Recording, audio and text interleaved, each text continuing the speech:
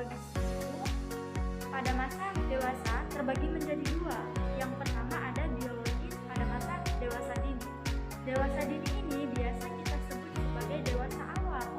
Nah, jadi pada dewasa awal ini ada beberapa hal yang harus kita perhatikan. Apa aja sih yang harus diperhatikan? Nah, jadi yang harus diperhatikan itu yang pertama ada nutrisi yang akan dicerna oleh tubuh kita. Kemudian yang kedua itu kita harus memperhatikan pola makan, dan yang ketiga kita harus melakukan kesehatan dan olahraganya. Kemudian kita harus memperhatikan konsumsi obat-obatannya.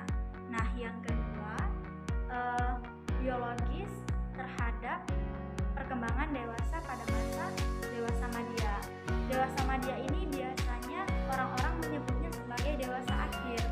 Nah, jadi pada masa dewasa akhir ini kesehatan fisik menjadi topik utama, karena dewasa madya ini yang memasuki dewasa madya ini mereka memasuki usia 30 sampai 60 tahun. Nah, dari dewasa dini ke dewasa madya ini mereka mengalami perubahan fisik, teman-teman. Kan dewasa dini itu 19 sampai 30 tahun. Nah, jadi mereka merasa kesehatannya itu masih baik, fisiknya masih bagus. Sementara dewasa madya ini mereka fisiknya udah mulai melemah. Contohnya, apabila pada masa dewasa ini seseorang melakukan aktivitas yang berkepanjangan atau aktivitas seharian, kemudian melakukan olahraga, mereka masih baik fisiknya, mereka masih oke gitu kan, teman-teman. Kemudian pada masa mereka memasuki dewasa madya ini, mereka mengalami penurunan kesehatan dan juga penurunan fisik. Contohnya apabila mereka melakukan aktivitas yang berlebihan, apalagi apabila mereka melakukan olahraga yang terlalu lama, apalagi sampai 30 atau sampai 1 jaman gitu kan, teman-teman. Pasti mereka akan merasa kelelahan fisiknya. Udah gitu pasti mereka ada beberapa yang mengalami yang berada pada masa dewasa madya ini, mereka itu mengalami kelelahan fisik apabila melakukan olahraga atau aktivitas yang berlebihan. Baik, selanjutnya kita akan membahas materi yang kedua, yaitu perkembangan motorik pada saat masa dewasa. Oke, apa yang dimaksud dengan motorik? Nah, jadi teman-teman, motorik itu adalah unsur kematangan dan juga pengendalian gerak tubuh oleh setiap individu. Nah, jadi puncak kesehatan fisik pada masa dewasa itu adalah pada saat mereka memasuki usia 20 sampai 30 tahun.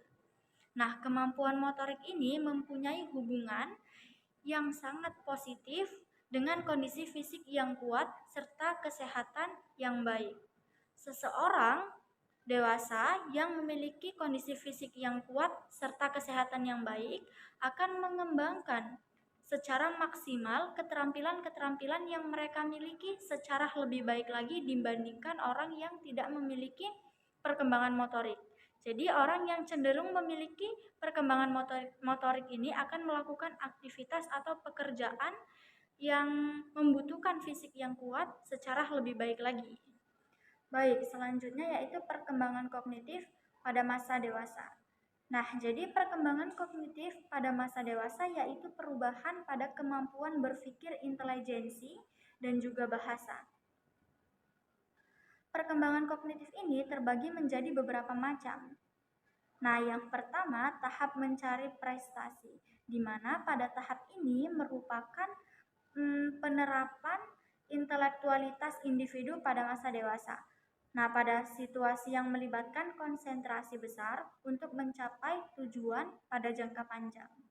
Dan yang kedua, yaitu tahap bertanggung jawab, di mana pada fase ini seringkali terjadi apabila pada masa dewasa yang sudah menginjak status pernikahan.